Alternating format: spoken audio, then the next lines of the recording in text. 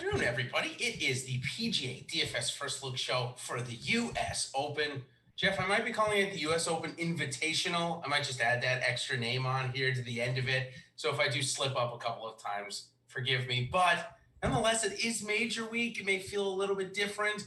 Well, hey, we still got a fantastic course, a fantastic field, maybe a couple of things to get to with some of these players that people have never heard of before. Some good ones too, especially ones that we've been following. A couple on the Corn Ferry Tour. And Geoff, let's start off with that. A little bit of a review of last week. I told you right before I came on the air, your Trey Mullinex call and Jamie Stanger calls. Stinger. I mean, we can call whatever we want, I guess.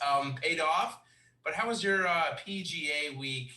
Mine was not so great. It was frustrating. I mean, I had Sam Burns in all my lineups, had him on a big outright.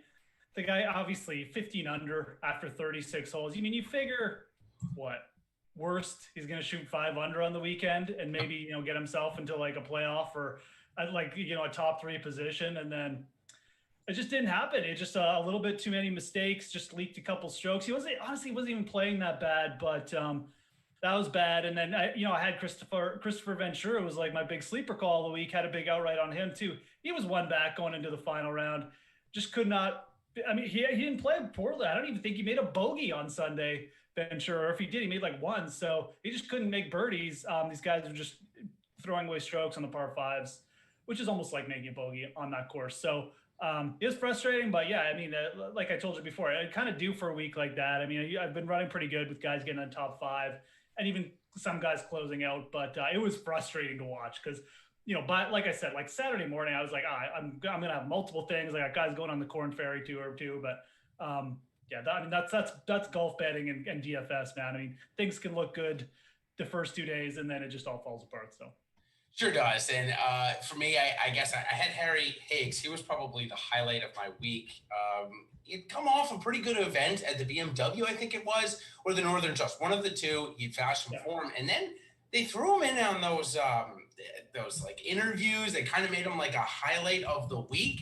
Yeah. And so I'm like, all right, he's coming off a top 25 here. Maybe there is a little something to look at. So maybe not the best narratives to play him, but it ended up paying off.